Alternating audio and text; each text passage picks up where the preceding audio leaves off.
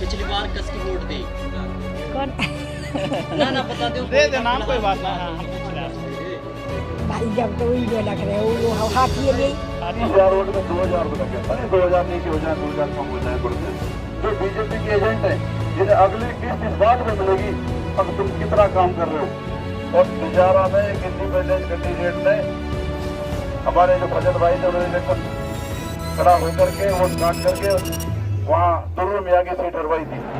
मैं हर स्टेट से मैंने आपसे एक बात कही थी, से तिजारा मत बनाओ। भाई जीत तो तुम जाओगे लेकिन भाई सर टिकट भाई पुराने का टिकट मैंने पिछली बार सुभान खां को दिलाया और इससे पहले मैंने व्यास को दिलाया और इंशाल्लाह फिर मेरी रिकमेंडेशन पे पुराने का टिकट मिलेगा। आप अपने टिकट की बात करें। पहले गलियों से आने वाली टंगे टंगे की आवाज़ और अब चौधरी इसराइल और तैयब हुसैन के मुकाबले का चर्चा हमारे कानों के लिए मुसीबत बने हुए हैं। लेकिन हमसे ज़्यादा ये नेताजी इन चौधरी साहब के लिए 3 तिगाड़ा वाला एंगल बना हुआ है। ये हम नहीं, ये लोगों का मानना है। लेकिन इस बार चौधरी साहब का माहौल हथीन विधानसभा सीट पर जो बनता जा रहा है वो 19-20 तो भूल जाइए, 1-19 का आंकड़ा नजर आ रहा है। इसमें कोई शक नहीं कि चौधरी तैयब हुसैन ने पिछले इलेक्शन में अपना एक बड़ा इम्पैक्ट छोड़ा था और उस खास इम्पैक्ट की वजह से ही चौधरी इसराइल एक क्लोज मुकाबले को हार गए थे। इसी तरह से 4-5 हजार वोट की जो कमी रही थी, उस कमी ने उस रात को, जिस रात में उम्मीद कर रहे थे आप जीत के यहाँ से निकलेंगे, लेकिन बहुत कम थोड़े मार्जिन से जब जहाँ 500 वोट की जीत हो रही थी, इस गूंगी बहरी निकम्मी सरकार ने उस जीत को हार में बदल करके उदास करके आपको भेजा। और जब हमारे वहां से ऐसे साथी निकले जो इस बीजेपी के लिए काम करते हैं, जिन्होंने हाथ हिला करके आपसे ये कहा हम अपना काम कर चले, अब आप अपना काम करिए। आज वो वक्त आ गया है उस रात को, उस रात के मंजर को देखने के लिए आपके आंख से वो जो बात है वो भूलनी नहीं चाहिए।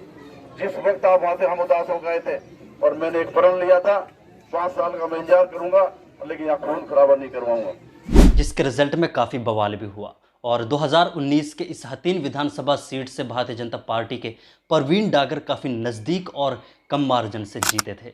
परवीन डागर ने उस वक्त 46,744 वोट हासिल किए थे और उनके बाद चौधरी मोहम्मद इसराइल ने 43,857 वोट हासिल किए थे।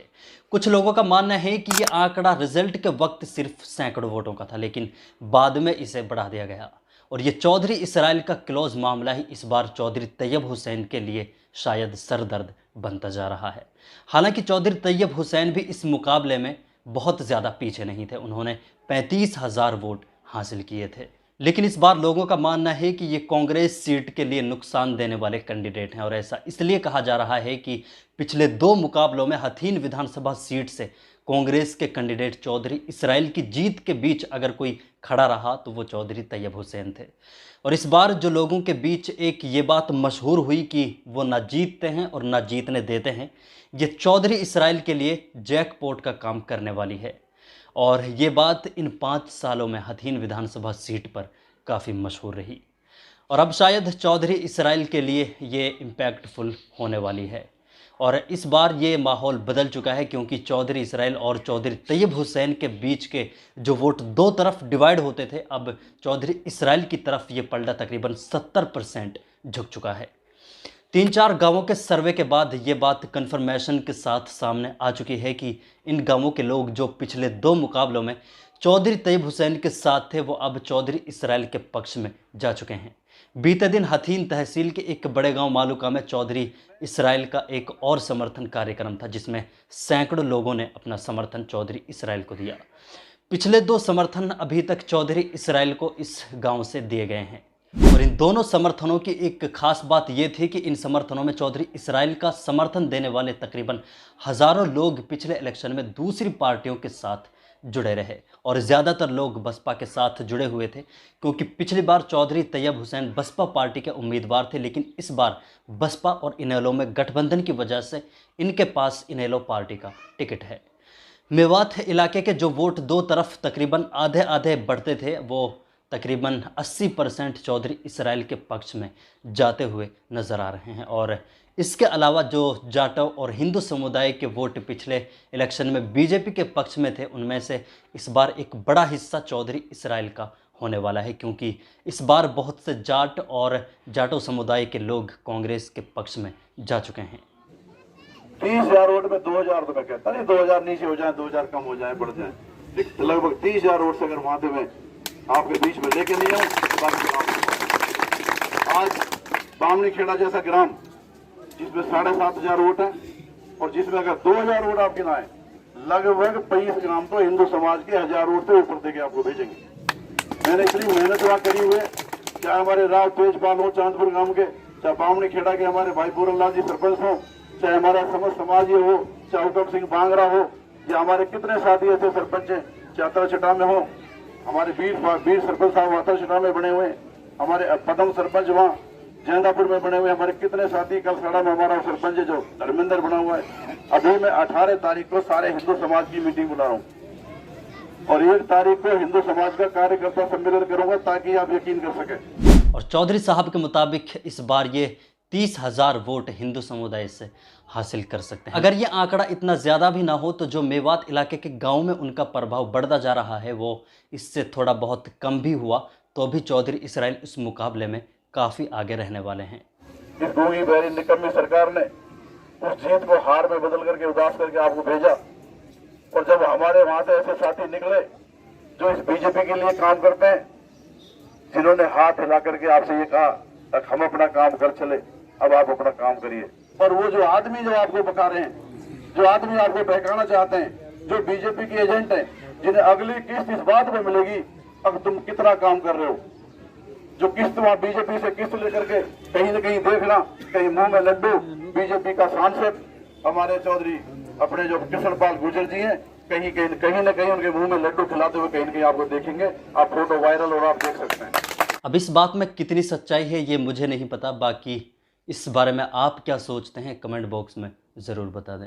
मैंने उस वक्त भी एक बात कही थी आपसे, तिजारा में हमसे पहले इलेक्शन हुआ था और तिजारा में एक इंडिपेंडेंट कैंडिडेट ने, हमारे जो फजल भाई थे, उन्होंने इलेक्शन खड़ा होकर के वोट काट करके वहां दुर्र मियां की सीट हरवाई थी। मैं हर स्टेज से मैंने आपसे एक बात कही थी ताकि इसे तिजारा मत बनाओ। और इस चुनाव के बाद राजस्थान के तिजारा की विधानसभा सीट पर फजल साहब का राजनीतिक कैरियर बर्बाद हो गया।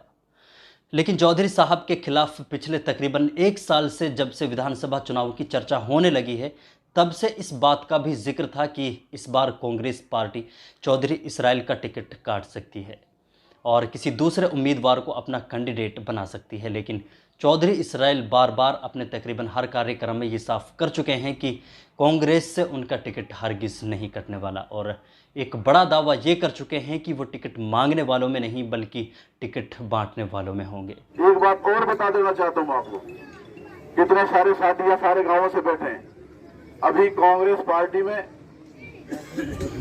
अभी तक मैं बता रहा हूँ ऐसा कोई आदमी नहीं है जो टिकट में हमारे बराबर चल रहा हो या टिकट में कोई बात हो। लेकिन मुखालिफ जब बात करते हैं आपसे, भाई जीत तो तुम जाओगे लेकिन भाई तेरा टिकट कटे, भाई हमारे टिकट कौन कटेगा? अभी वो भाई पार्टी में नहीं है। कल हमारे परवारी जी आए, परवारी जी ने कहा कांग्रेस पार्टी ऐसी नहीं है जिसे 2-2.5 महीना में हम लेकर के उसे टिकट देते हैं। अभी वो भाई जिन लोगों का नाम ले रहे हैं अभी वो पार्टी में ही नहीं है, इसलिए इनके बहकावे में बताएं, हमेशा इन्होंने बहकाया। 2014 का इलेक्शन ऐसे ही खराब किया और 2019 का ऐसे ही खराब किया।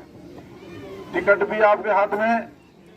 हमारे चौधरी उदयमान जी जो कांग्रेस पार्टी के प्रदेश अध्यक्ष हैं, आपसे कितनी बार कह चुके टिकट आप टिकट बांटने वालों में हैं, आप टिकट मांगने वालों में नहीं। तो मेरा वालिद साहब मुझे छोड़ के गए हैं, मेरे वालिद साहब को अपने बड़ा भाई मानते थे चौधरी भूपेंद्र सिंह हुड्डा जी, और आज मुझे अपना बच्चा बनाकर अपने परिवार में शामिल किया है।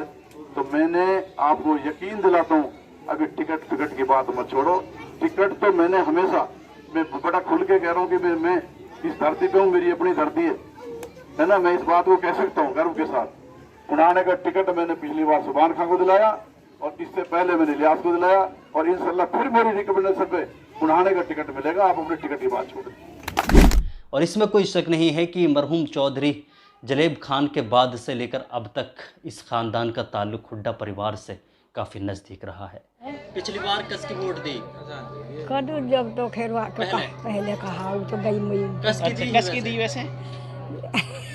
ना बता दो, दे देना, कोई बात नहीं। हाँ, हम पूछ रहे हैं आपसे। भाई जब तो वीडियो लग रहे वो हाथी ले आते ले